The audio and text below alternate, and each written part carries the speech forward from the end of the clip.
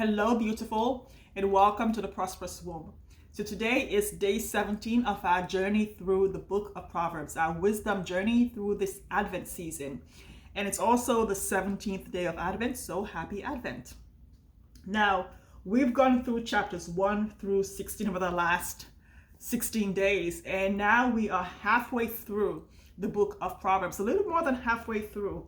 How is everything landing for you so far? If today's your first day, I invite you to journey with us, to study with us, get your Bible out and read along as I go through each of the verses where we seek God's wisdom for our business, our life, our relationships, whatever business you're in, for God's wisdom to guide and direct our path. So we have discernment making decisions, so we know what are the better decisions to make for us that will give us the greater value in our offers, greater impact for our clients, greater revenue and profits in our business, so we can be a bigger blessing in the world and so more into the work of God's kingdom.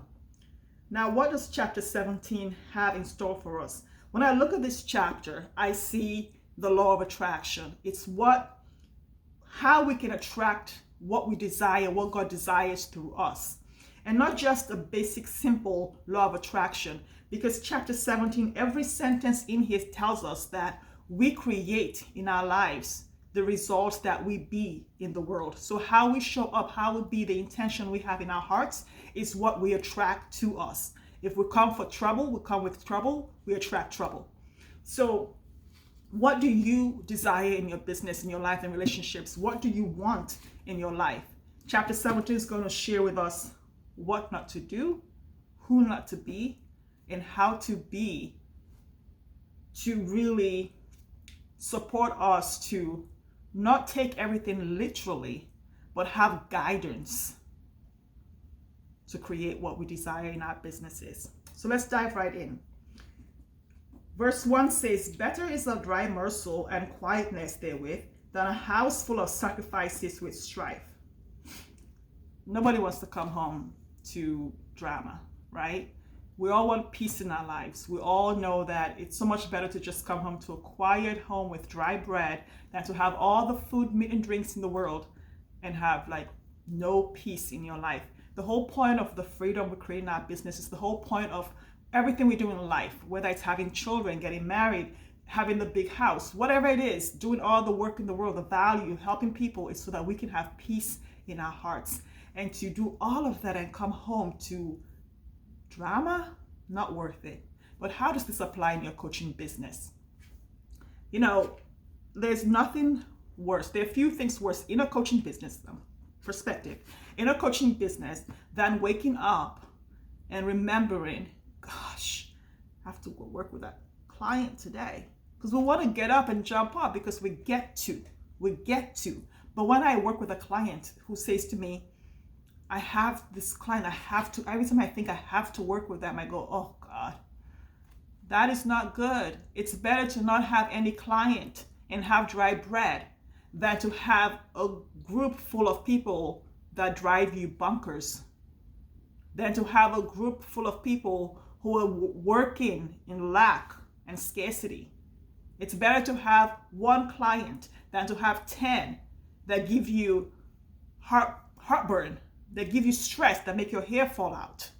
It's better to have no coaching business at all than to have one that is the most stressful thing in your life, okay? So how is your business? What are you attracting in your business? What are you creating in your business? How are you being in your business to attract people that bring with them the same peace that you are sharing and blessing others with? "A wise servant shall have rule over a son that causes shame, and shall have part of the inheritance among the brethren." Basically, it's reminding us again to just use wisdom in whatever we do. We use wisdom, walk in integrity, and not try to bring any disrepute or shame wherever we are. As long as we all do that, then we get to just work wiser and not harder. "The fining pot is for silver and the furnace for gold, but the Lord tries the heart." So no matter how you shine the silver, the diamond, the whatever, no matter how shiny it is, there's still impurities in it, and God's the only one that can clear the impurities in our hearts, okay? All that glitters might not necessarily be gold. "A wicked doer gives heed to false lips, and a liar gives ear to a naughty tongue." So This is again, it's gossiping. People who like to gossip, gossip together. When I was working in the corporate world, I would notice that when you stopped gossiping or joining the gossip group, you were not one of the cool people anymore. It's like, what's wrong with you? What's this God stuff? Well, it's not necessarily God stuff. It's just that you get tired of negativity at some point in your life. You grow out of that. But when you're 13, 14, 15, 16, it's cool. When you're 21, 25, 27, it's cool. And then it's not fun anymore. Then you start to feel you attract what you put out. So every time you're negative, every time you gossip, every time you bring disrepute, you attract that into your life. And when you stop, it stops. And you learn and get the wisdom that, oh, let me be aligned with God's word, whatever that is for you, what this says, your interpretation of that, so that you can attract that same peace and shalom into your life and in your business. Whosoever mocks the poor reproaches his maker, and he that is glad at calamity shall not be unpunished. Who's going to lie? Why would you mock the poor? Why would you mock somebody or look down on someone who has less than you do? And why would you be happy that bad things are happening to someone else? God doesn't hate anyone. So if you hate somebody and you wish ill on them or something bad happens to them and you make fun of it, you're going to attract that into your life, period. Whatever you call it, whether you call it karma, whether you call it law of attraction, whatever it is, you attract who you be, you attract what you create. No matter how well dressed you are, no matter what size you are, no matter what you look like, you attract who you be in the world. So making fun of people who are going through a rough time, believe me, life is a circle. You never know when you will be going through a rough time. Children's children are crown of old men, and the glory of children are their fathers. The Bible is big on reminding us that family is beautiful, family is important. And kids, not everybody wants kids, but the Bible again reminds us, and one of the things that is beautiful about family is that we treasure children, we treasure grandchildren. The older you get, the more value you see in having family around you, if that's what you choose for yourself. Okay? Excellent speech becomes not a fool, much less do lying lips a prince. When you're in a place of power, when people look up to you, whether it's as a business person, whether it's that's a top coach out there, the guru, whatever it is, and you have people who are out there looking up to you, president, whatever, head of your business center. Speak with integrity, walk in integrity in your business and speak the truth, because people are listening to you and people are going to probably follow your advice and do what you tell them to do. So be in integrity with the words that you use when you're sharing your wisdom out in the world. A gift is a precious stone in the eyes of him that has it. Wheresoever it turns, it prospers. We all love gifts, and gifts bring us joy. Gifts make us happy, and so it prospers, basically. Gifts are precious. We love it when people give us gifts. We love sharing gifts. It's a blessing to bless someone. It's a blessing to receive and to give. He that covers a transgression seeks love. This is verse 9. He that covers a transgression seeks love, and he that repeats a matter separates their friends. I agree, and there's another part to this. So I agree that when someone does something to you, whether it's a client that does something to you, or your husband does something to you that is not abusive or harmful, like will cause death, and you keep that to yourself, or keep that between the marriage, or between you and the client, or between you and the person in that relationship, it's great to not cause separation, to go gossip about your husband or somebody else and be like, this person did this person did that, and create that break in relationships. However, I've seen this really abused in my life and with clients. I work with a lot of clients who are businesswomen, who run coaching businesses, who have been sexually assaulted, abused, raped, violated in some way, form, or shape. And that trauma has stood in the way of them creating the profits they want in their business. They have that wound that separates them from the prosperity that they deserve in their life, business, and in a relationship, or with their children. And what I've seen is that because they were spiritual or Christian, somebody either in their religious group or their family group has used this verse to say, don't tell anyone that I've raped you or that I've violated you or done anything, because then you separate the family or you bring disrepute to the church. Now, I don't believe that Solomon or whoever wrote this intended for us to keep abuse that was ongoing still, or that had happened from the people that would support us to heal, the people that would support the abuse to stop happening. So this verse cannot be used to say, don't do this. I know that in my own personal life, it has been used to threaten me to not speak up against sexual abuse, not by family members, but by others who would have been affected by it. And you guys already know this if you've been on my website, that FGM was done to me, FGM, female genital mutilation. And I remember when I started working with Amnesty International, and I'm not the only woman coach who's gone through this. I have clients who have gone through this too. And I was speaking up against FGM, and I would travel around when I was an attorney and talk to lawyers and judges and international court system about FGM and how to stop it and how to prevent other young girls from going through what women like me had to go through when I was a teenager. I got a lot of flack from some communities who thought I was a traitor because I was speaking against something that I shouldn't. And even the Bible tells you they will say to me, even the Bible tells you, you need to cover things that happen so that you don't bring shame to the culture, shame to the community. And I remember thinking I had such guilt, and I would come home and I would cry because I thought, oh my gosh, I am bringing shame on my country, shame on my community. Why should I talk about this thing that's a secret in the community? But then I remembered that my job as someone at that level, as an attorney, was just I was in law school at the time, was for someone who could speak up for those who could not speak for themselves, and to stand in the gap for the little girls who one day would go through this, who did not want to go through it and be forced to go through it because somebody like me did not shine the light on that injustice.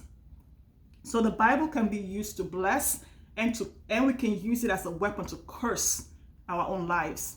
So in your business, where are you using certain things in the Bible to bless yourself, to create the profits, to create revenue? Where are you using it to hold yourself back and say, ooh, no, but the Bible says, no, the Bible is very clear that it's here for peace, it's here to teach, it's here for wisdom, it's here for love. Anything that is outside of love is not in this Bible. A reproof enters more into a wise man than 100 stripes into a fool. When you reproof when you teach someone or show or shine the light on something that someone's doing when they're wise, they learn from it and move on. But let's say you have a professional thief out there, you say, oh, stop stealing. Honey, they'll go to jail 1,000,000 times before they stop. There's something that has to happen other than your reproof for them to stop doing the thing they're doing. Okay? An evil man seeks only rebellion. Therefore, a cruel messenger shall be sent against him. You attract whatever it is that you be. So if you want to go out there and fight, you're going to find somebody who wants to fight with you. You want to go out there and be racist, you're going to find somebody who's going to be racist with you. You want to go out there and be mean, you're going to find somebody who's ready to be mean to you. Like whatever it is you want, there's somebody out there just waiting for you. Just bring it. I mean, it is what it is. So just you attract who you be in your life, your business, your relationship. So be the thing that you want. Be the love you want to see in the world, basically. Let her be robbed of her wealth, meet a man, rather than a fool in his folly. So basically, Solomon, the writer of this, is basically saying, a bear who has lost their cubs is crazy. They will eat you, they'll kill you, they'll destroy you. And so would a fool. So, who are you hanging out with in your business? Who are you listening to in your business? Who are you talking to in your business? Who are you attracting in your business? Who are you coaching in your business? Who's your coach? The beginning of strife is as when one letteth out water. Therefore, leave off contention before it meddle with. When you open a dam and the water gushes out, you can't take it back in, okay? So whether it's with clients, with your husband, with your spouse, with your parents, with whoever, because I've done this too. I've said things to my mom sometimes, and I've walked out of the room going, oh my God, it's like toothpaste. You can't put it back in. I am so sorry. Oh my God, why did I say that? So be careful with this when you are angry this is why I do this work, is to continue to get wisdom to just shut up, shut my mouth. Because when I start talking, what comes out, I can't stop. I don't want to stop because I want to keep saying it, because I want to be right. And I want to prove that I'm right. And I'm not the only one that does this, except if you guys are all perfect, obviously, then you've never done that in your life. But once you open the dam, you can't close it back up. So just don't say it. Wisdom, wisdom, wisdom. Don't say it. No matter how good it feels to say it, it's good. It feels good only in the moment. After that, you feel like crap. You really do. So whether it's with a client on social media, like you go and you start typing something about a client or something about a colleague, just think about it, think it through like we did in the other chapters, and just stop and get the wisdom of God and say, I'm going to apply that wisdom now, and just zip it. Okay. He that justifies the wicked and he that condemns the just, they are both abominations to the Lord. So if you come after some innocent person because they said something you didn't like or agree with, let's say they're a Christian and they said something you don't like and you come after them, it's the same as going after somebody. It's the same as justifying something bad that somebody did. Somebody abuses someone and you say, oh yeah, well, it's just cultural, or FGM is just cultural. So what's the big deal? Don't justify evil and don't come after good. Period. Wherefore is there a price in the hand of a fool to get wisdom, seeing he hath no heart to it? I can speak for myself and many people who go out there and get all these college degrees, all these certifications on this stuff. That's just knowledge and information, and it's not even understanding. Wisdom comes from God. So I will go out there and pay millions of dollars. I mean, I've paid more than $1 million in education, certifications, and trainings and coaching and all of that combined throughout the years.